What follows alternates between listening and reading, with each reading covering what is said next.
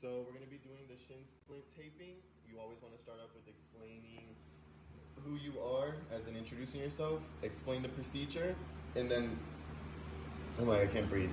And then make sure that the patient's skin is clean, dry, and shaven. After that, you want to make sure that you check her CSM. You start with finding the artery, and whatever you get, you times that by 4. Count for 15 seconds, times the number by 4, and there's your answer. Check CSM. Since she has nail polish on, you check the bottom of her toe. Also, when you do this, you want to make sure the patient is on a counter with her foot 90-degree angles. Obviously, we're not on a counter because we do not have any counters in our house. After you get the patient already describe the procedure, you make them have a 90-degree angle, which is boom, boom.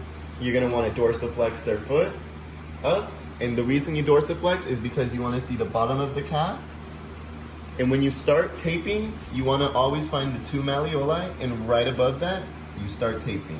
You're always going to want to go lateral to medial, which is outside to inside. And when you do the first little tape on the midline, you're going to want to make sure you overlap the previous tape by half.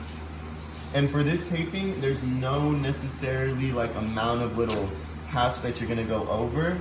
You're always going to keep going until you find the bottom of the calf. I'm going to go one more time because I see that the calf is right here. All people have different calves. Some is going to be more difficult to see than others. For example, if you go like this, obviously you can see at the end of the calf is right here because it just kind of dips into the foot. Whereas here it's kind of a little bit more trickier. You just want to keep going until you get to the top of, or to the bottom of the calf where it caves in.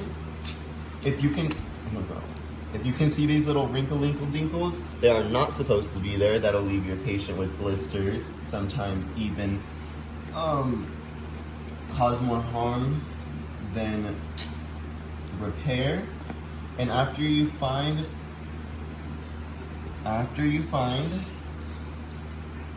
the bottom of the calf and you went up there with your first layer of tape, you're just going to do the exact same thing but with another layer.